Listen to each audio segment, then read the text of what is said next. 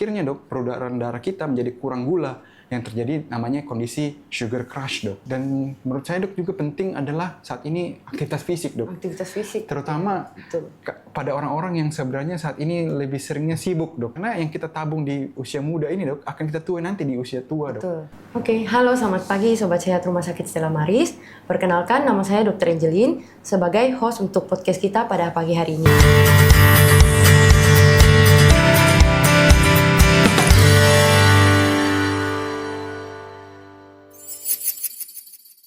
Nah, podcast kita pada pagi hari ini berjudul Di Balik Kriuk Kerupuk, Organ Menjerit, Perut Membuncit. Nah, teman-teman pernah tidak kalau misalnya teman-teman makan, misalnya seperti mie ayam atau mie bakso, kan rasanya tidak lengkap kalau misalnya tidak pakai kerupuk yang kriuk. Nah, oleh karena itu hari ini kita sudah hadirkan bersama kita, yaitu Dr. Gregorius Andrew Bilianto sebagai narasumber untuk sharing tentang podcast kita hari ini. Nah, langsung saja ya dok. Ya boleh dok. Nah, ini kan dok, jajanan favorit orang Indonesia belakangan ini sering bergeser dok. Nah, kalau misalkan makan mie ayam, kerupuk, mie pangsit itu kan udah pakai kerupuk. Nah, sebenarnya kerupuk itu kan rasanya kriuk. Nah, sebenarnya itu kriuk itu berbahaya nggak sih dok bagi kesehatan orang Indonesia? Oke dok. Sebenarnya dok begini, jadi kan kalau kerupuk itu sebenarnya kan adalah makanan pelengkap dok, bukan sebuah makanan utama. Tapi kebanyakan orang Indonesia itu kalau misalnya makan rasanya tuh kayak, aduh kalau belum makan kerupuk tuh rasanya belum makan gitu, belum selesai gitu makanannya. Nah biasanya yang kita cari dari kerupuk itu adalah teksturnya dok, karena teksturnya lebih kriuk, krenyes dan segala macamnya, yang membuat kita rasanya menjadi pengen lagi dok. Nah dari mana asal pengen lagi itu sebenarnya adalah dari adanya hormon dopamin yang dikeluarkan oleh tubuh kita karena kita makan kerupuk dokter. Nah dopamin itu sebenarnya adalah hormon kesenangan. Yang dimana kalau misalnya kita makan, kita akan menjadi rasanya pengen lagi gitu dok. Dan rasanya tuh kalau makan kerupuk tidak bisa cukup kalau cuma satu gitu dok. Pasti ada satu, dua, dan teman lagi ya. Jadi makanya biasanya akan berujung pada overconsumption dok. Yang dimana orang Indonesia mungkin berpikir bahwa dok makan satu nggak apa sih. Mungkin nggak akan kenapa-napa. Tapi kalau misalnya kita makannya jadi over karena kita ada hormon dopamin tadi dok, justru akan membentuk seperti yang kita sebut sebagai empty calorie intake dok. Empty calorie intake itu apa? Jadi empty calorie intake itu adalah kalau misalnya makanan yang kita makan gulanya outweighs the nutrition values, atau nutrition value-nya menjadi sangat sedikit dok, atau bahkan tidak ada. Seperti dari mineralnya, vitaminnya itu sebenarnya tidak ada dibanding dari gula yang kita masukkan ke dalam tubuh dok. Nah makanya yang paling saya harus highlight di sini adalah overconsumption-nya dok, karena orang-orang Indonesia cenderung berpikir bahwa satu nggak masalah sih dok sebenarnya jadi kalau salah asumsi ya dok. Iya betul dok, seperti itu. Nah kalau misalnya kita makan kerupuk, kita tidak lupa juga dengan apa sih sebenarnya komposisi kerupuk ini. Komposisinya tentunya adalah sebuah pati olahan yang digoreng dokter. Dan kalau digoreng itu kan berdasarkan dengan adanya minyak yang dipanaskan berulang-ulang, itu menggunakan minyak jelantah atau minyak nabati. Nah itu akan masuk ke dalam nabati itu dan membuat dia jadinya teksturnya menjadi lebih keras dok. Dan jadinya ini akan membentuk adanya sebuah kondisi di mana adanya sel lemaknya menjadi sifatnya meradang dokter. Karena lemak ini masuk ke dalam tubuh dan bisa terjadi adanya penumpukan lemak di bagian tubuh kita yang nantinya bakal berujung kepada penyakit khusus dokter. Tentu seperti penyakit metabolik dok. Seperti itu yang biasa kita sebut sebagai silent killer disease. Silent killer disease ya dok. Oh jadi ceritanya dok, kerupuk itu rasa kriuknya ditimbulkan karena dia di deep fry. Betul dok, betul. Dan ketika rasa kriuk itu kita makan terus-terus tanpa kita sadari, ternyata dia memicu hormon kesenangan. Nah betul. Jadi akhirnya kita makan terus-terus, padahal komposisinya sebenarnya tidak bagus. Karena kan minyak semua. Betul dok. Dan secara sifat kita tahu bahwa minyak itu sifatnya peradangannya dok. Betul dok. Jadi jadinya memicu silent killer of disease itu dok. Betul dok. Tapi bagaimana dok kalau misalkan kerupuk itu kita rebus? Kan cara masaknya ini berbeda dok. Seperti jajanan seblak. Nah itu kan ada yang terkenal dok, seblak Mamang R itu kan. Nah itu kan kerupuknya direbus dok. Apa itu mengurangi bahayanya atau sama saja dok resikonya? Sebenarnya dok begini, kalau dari sisi jenis makanannya sebenarnya kan itu sebenarnya sama saja. Tapi yang berbeda di sini seblak sama kerupuk adalah kalau seblak direbus, kalau kerupuk digoreng. Berbedanya cuma dari minyaknya, minyak yang dipanaskannya tadi. Nah, kalau misalnya ini seblak, kita lihat dulu juga dari komposisinya dok sebenarnya. Karena komposisinya kan sebenarnya sama saja dok. Sama saja dari zat pati olahan yang sebenarnya diolah menjadi semacam bentuk makanan gitu dok, dan kemudian direbus dengan garam, penyedap rasa, belum lagi dengan adanya micin-micinnya dok di dalam yang buatnya itu menjadi rasanya lebih gurih dok. Nah, jadi sebenarnya seblak itu sama saja dok dengan makanan yang sebelumnya. Bahkan ini lebih tinggi dok dari kandungan garamnya karena belum lagi dari kuahnya yang sudah asin dok. Makanya sebenarnya ini juga termasuk dalam, menurut saya termasuk dalam anti kalori intake dok. Karena ini juga sebenarnya masuk ke dalam makanan-makanan yang nutrition value-nya lebih rendah dok daripada gula yang akan kita dapatkan dari makanan ini dok. Jadi walaupun kita makan banyak, tetap nutrisinya sama saja ya dok? Iya dok. Maksudnya bukan 0 kalori, tapi maksudnya yang kita dapatkan itu kurang seimbang. Betul dok, karena jumlah jadi nutrition tinggi value-nya kalori tadi, tapi iya sangat komposisinya kurang. jelek. Betul dok. Ya, dok. Iya dok. Jadi kalau misalkan kita makan makanan yang seperti itu dok, apakah nanti kita akan cepat lapar lagi atau bagaimana dok kira-kira? Sebenarnya begini dok, dari kita lihat dari sushi tadi dok, kan ini kan zat pati dok yang masuk ke dalam tubuh kita dok. Nah zat pati ini sebenarnya akan memicu dalam tubuh kita sugar rush dok. Artinya lonjakan gula dalam tubuh kita yang nantinya tiba-tiba melonjak secara cepat dan akhirnya tubuh kita akan mengkompensasi dok. Kompensasinya itu dengan cara tubuh kita akan mengeluarkan insulin dok lebih banyak secara tiba-tiba, yang akhirnya akan bertujuan untuk memasukkan gula-gula tadi yang dalam peredaran darah kita masuk ke dalam sel. Akhirnya dok, peredaran darah kita menjadi kurang gula, yang terjadi namanya kondisi sugar crash dok, yang dimana gula darah kita melonjak turun secara tiba-tiba, yang akhirnya akan berujung kepada gula darah kita menjadi rendah dok. Dan bagaimana dok respon tubuh kita kalau misalnya gula darah kita rendah dok? Pasti cari makan lagi kan? Betul dok, tentunya kita pasti akan mencari makan lagi. Dan makanan yang paling mudah didapat dok sebenarnya adalah makan-makan instan seperti tadi dok, baik itu kerupuk, seblak, dan juga makan-makan lainnya dok.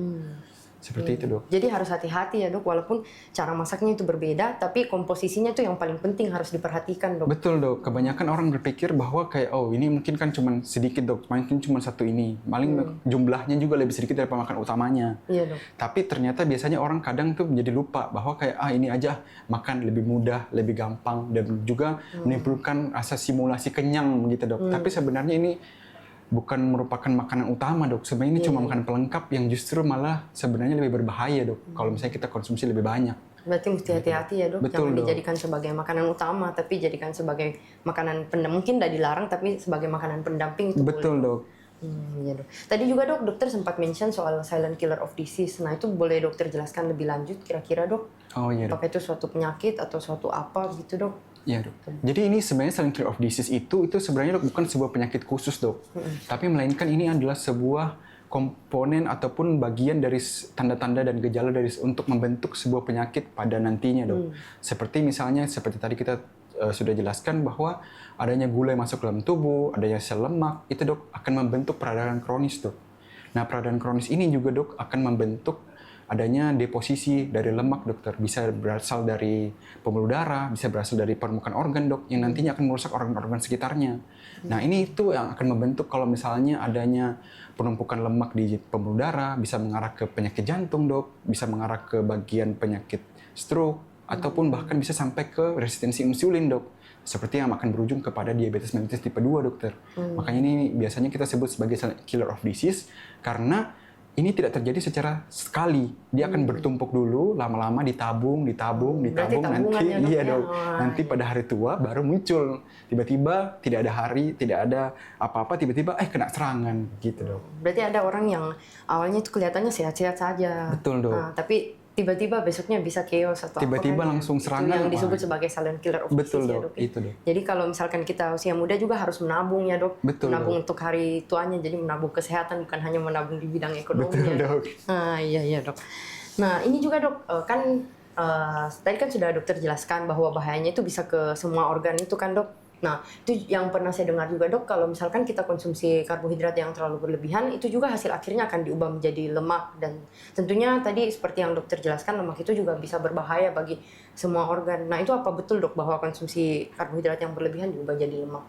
Oh iya dok, jadi sebenarnya dok begini, kalau misalnya kan normalnya ya, kita bicara normalnya dulu, kalau misalnya karbohidrat masuk ke dalam tubuh kita, itu tujuannya kan akan diubah menjadi energi dok, Ya, karena kita melakukan aktivitas fisik, baik itu aktivitas fisik olahraga ataupun aktivitas fisik harian dok.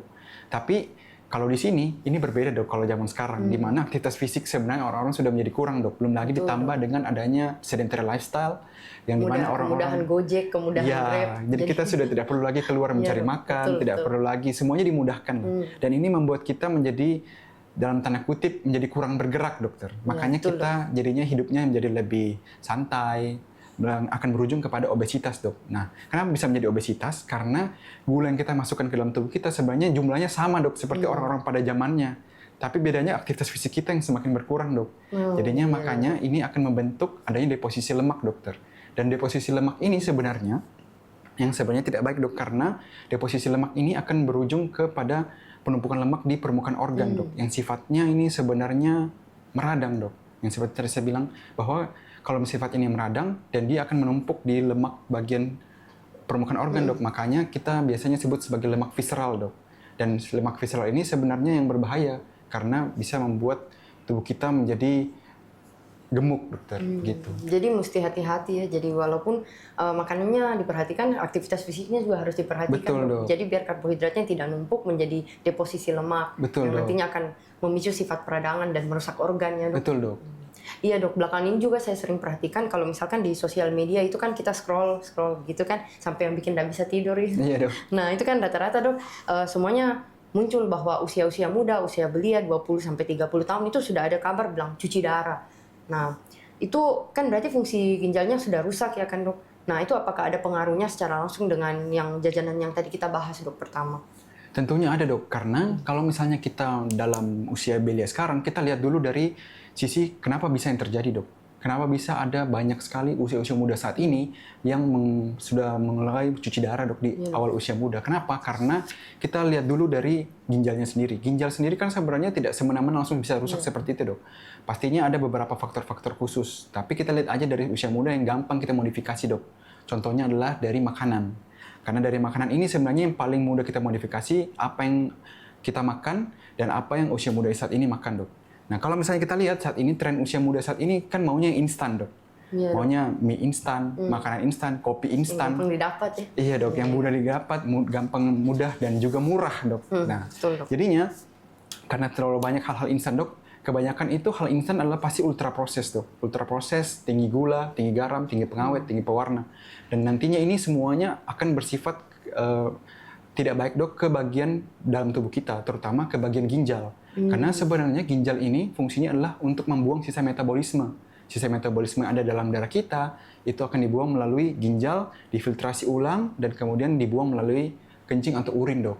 Nah di sini sebenarnya fungsi ginjal itu penting banget untuk membantu supaya proses ini menjadi lancar. Tapi masalahnya karena saking banyaknya dok dari gula, garamnya itu jadinya akan membuat beban ginjalnya jadi banyak dok. Iya, dok. jadi berat. Betul. Jadinya makanya usia muda saat ini sudah ginjalnya sudah mulai rusak, bahkan sampai harus cuci darah gitu dok. Jadi itu merupakan suatu kumpulan dari faktor apa yang bisa dimodifikasi tadi itu ya dok. Mungkin kan ada pergeseran lifestyle, jadi Betul, anak-anak muda dok. sekarang gampang mendapatkan makanan yang instan, jadinya konsumsi terus akhirnya terus lebih banyak dok. Betul. Jadi akhirnya kerja ginjalnya jadi berat dan akhirnya mereka mengalami cuci darah di usia dini. Di usia dini betul dok. Dan itu juga dok mungkin bukan soal makanan saja, tapi mungkin soal apa yang mereka minum juga dok. Karena sekarang saya perhatikan kan kalau misalnya pesan makan di warung itu sudah jarang sekali. Misalnya Pak, Bu, air mineralnya 1 ya. Itu kan sudah jarang dok. Iya, nah sekarang kan kalau rata-rata makan paling teh manis atau boba-boba ya kan. Itu Betul kan dok. menyebar luas. Betul dok. Ya itu kan sebenarnya lebih banyak mudah didapat dok. Kan orang juga lebih senang karena kan sifatnya manis dok. Ya betul dok. Karena sifatnya manis jadinya orang lebih memilih dok. Karena slogannya gini, tidak makan kalau tidak minum teh manis gitu. Nah jadinya biasanya karena banyaknya makanan-makanan seperti boba atau minuman-minuman seperti manis yang dalam kemasan, tinggi pengawet dan gula, ini tuh akan berujung kepada tadi dok, tingginya masuk asupan gula ke dalam tubuh yang nantinya akan berujung pada kita kurang minum air. Karena kita kurang minum air, jadinya ginjal kita jadinya lebih kesusahan dok. Karena sebenarnya fungsi air itu tidak hanya untuk menghidrasi tubuh dok, tapi dia juga membantu supaya ginjal dapat berfungsi dengan baik dok. Dengan kita mengeluarkan sisi metabolisme tadi, itu melalui ginjal itu dibantu oleh asupan air dok. Seperti begitu dok. Jadi kalau misalkan kita banyak minum air, nanti berarti produksi sisa metabolisme gampang terbuang lewat kencing ya Betul dok. dok. Apakah itu ada hubungannya dok kalau misalkan dengan proses terbentuknya batu ginjal, kalau kita kurang minum, apakah ada hubungan dengan itu? Sebenarnya dok, tentu saja ada hubungannya dok, karena misalnya kita minum dok, kita minumnya kurang. Tentunya kan dalam tubuh kita kan juga ada mineral yang perlu dikeluarkan dok, karena misalnya sudah cukup atau misalnya memang perlu dibuang dok. Nah, kalau misalnya kitanya kurang minum air, jadinya mineral-mineral itu dok bisa terdeposisi atau tertumpuk dok di dalam ginjal, yang nantinya akan berujung kepada adanya pembentukan batu-batu dok, batu-batu kecil-kecil yang nantinya juga akan menyumbat dok di bagian ginjal itu tadi dok. Jadinya fungsinya juga menjadi rusak dok karena banyak batu yang tertumpuk di sana. Belum lagi dok kalau misalnya kita sedang banyak minum kopi, banyak minum teh dok, dan jadinya atau kondisi-kondisi medis tertentu yang membuat kita jadi mual muntah, jadinya intake kita menjadi kurang dok. Itu juga bisa bikin kita jadi dehidrasi. Dehidrasi juga merupakan salah satu faktor yang berbahaya dok untuk ginjal, karena kalau misalnya kita dehidrasi, jadinya kan pembuluh darah kita kan jadinya kurang cairan dok, kurang adanya asupan aliran darah ke bagian organ-organ juga dok. Makanya ginjal juga menjadi salah satu organ yang paling pertama mendapatkan efek dok, seperti itu. Jadi kalau kita bicara kerusakan ginjal mungkin tidak hanya faktor yang dari sebelum ginjal itu, tapi setelah ginjal dan faktor ginjal itu sendiri juga menjadi penting ya Betul dok. dok, betul. Termasuk dalam hal ini adalah konsumsi makanan dan konsumsi air juga kita harus perhatikan, karena itu adalah salah satu faktor yang bisa dimodifikasi. Betul dok. Iya dok, iya dok. Nah, ini kan dok sudah jauh sekali kita bahas. Pertama kita bahas jajanan favorit seblak, kerupuk, terus sekarang sampai ke kesehatan ginjal. Betul, nah dok. Mungkin saya rasa mungkin sudah cukup dok. Tapi mungkin sebelum closing terakhir, saya mau bertanya dok, apakah kita di usia muda sekarang ini harus berhenti makan jajanan favorit kita sampai seumur hidup atau bagaimana dok? Mungkin dari dokter ada tips and trick? Oh sebenarnya kalau dari saya sih dok, semuanya boleh dok. Tapi yang tidak boleh adalah kalau berlebihan. Karena apapun yang berlebihan itu sebenarnya tidak baik dok. Walaupun itu hal baik, tapi kalau dia berlebihan juga sebenarnya tidak baik dok. Jadi menurut saya dok, sebenarnya semuanya penting untuk ditakar. Karena memang namanya juga sesuatu yang membuat kita candu dok, pasti kan tidak cukup kalau cuma satu. Iya, betul. Dan apalagi kalau satu hari ini belum tentu satu besok. Iya, nah makanya kita akan harus menjaga dan mengontrol diri dok, terutama dari hal-hal yang paling mudah kita modifikasi saja dok, seperti tadi dari makanan dok. Dan makanannya tentunya kita, walaupun saat ini lebih mudah kita menemukan makanan-makanan dalam kemasan, ultra proses, tentunya kita harus tetap berpegang teguh pada makanan-makanan yang real ataupun real food dok, karena makanan-makanan real food ini yang sebenarnya memiliki nutrition value yang lebih banyak dok daripada makanan-makanan yang ultra proses tadi dok, atau makanan instan. Makanya sebenarnya saya tetap menjunjung tinggi bahwa dari usia muda, baik itu usia remaja sampai usia tua, tetap harus makan yang real food dok. Dan kedua, juga hindari pastinya dok asupan-asupan makanan yang tinggi akan natrium, gula, dan juga pengawet-pengawet tadi dok, karena dari sisi medisnya sebenarnya lebih banyak sisi negatifnya dok dibanding sisi positifnya. Makanya itu kenapa walaupun mudah didapatkan dok, tapi sebaiknya tidak kita konsumsi secara terlalu sering dok, begitu. Dan menurut saya dok juga penting adalah saat ini aktivitas fisik dok. Aktivitas fisik. Terutama pada orang-orang yang sebenarnya saat ini lebih seringnya sibuk dok. Karena kan kebanyakan saat ini orang alasannya karena kerjanya jam 9 sampai jam 5, jadi tidak ada waktu buat olahraga. Nah makanya itu kenapa saya merasa aktivitas fisik juga penting dok. Terutama dalam usia-usia saat ini. Karena yang kita tabung di usia muda ini dok, akan kita tuai nanti di usia tua dok. Dari itu sih dok kalau menurut saya dok. Terima kasih banyak dokter atas ilmunya. Mungkin saya izin menyimpulkan sedikit terakhir dokter. Jadi makan jajanan favorit kita seperti yang tadi kita sudah bahas, kerupuk kriuk, seblak itu sebenarnya tidak dilarang. Tapi yang penting dikonsumsi dalam jumlah yang cukup dan tidak berlebihan. Dan mungkin yang paling penting itu bukan dijadikan makanan utama, tapi makanan pendamping saja ya dok ya. Betul, dan dok. Kalaupun dimakan harus ada dibarengi sama zat-zat yang lain, misalnya seperti protein atau serat atau yang vitamin-vitamin yang lain. Dan kemudian juga yang paling penting adalah aktivitas fisik. Betul, dan hidrasi yang cukup untuk menjaga kesehatan organ. Nah mungkin sekian dulu untuk podcast kita hari ini. Saya Dr. Angelin Tandiawan pamit undur diri dari hadapan teman-teman. Saya ingat bahwa perut buncit itu bukan merupakan suatu hiasan, bukan merupakan suatu tanda kemakmuran, tapi itu merupakan suatu sinyal. Oleh karena itu saya pamit undur diri dari hadapan teman-teman. Selamat beraktivitas dan semoga sehat selalu.